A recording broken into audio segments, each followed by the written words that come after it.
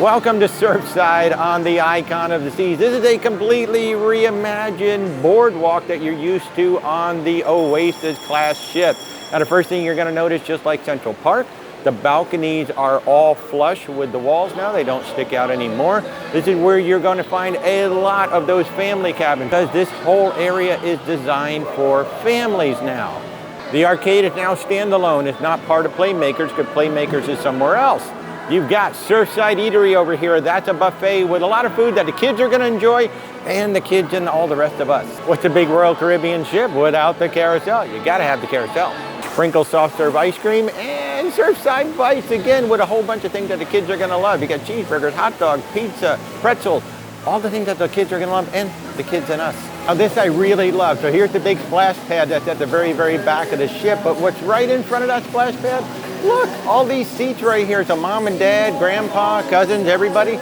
Y'all can just have a seat. You can have a nice conversation while you watch the little one play around in the splash pads. And if you have real little ones that are still in diapers, they actually have an area of the splash pad designed specifically for them. So check out the FAQs online for the rules to go use that area. And right next to the splash pad, we've got the Lemon Post Bar. Now this is a lot of fun. They will make adult drinks for the adults out there, and then they also have mocktails for the little kids, so the kids can feel like they're having drinks with mom and dad. Now mom and dad, while the little ones are splashing around the splash pad, Royal Caribbean taking care of you too.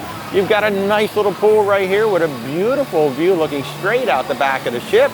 So you're enjoying your cocktail, you're enjoying this lovely little pool here while the kids are splashing there, and then maybe grandpa and grandma are way up there in the chairs watching it, so you're covered from all angles. And next to the splash pad, you've got yet another new location called Pier 7. This is an upcharge restaurant serving kind of like a California surf style bites.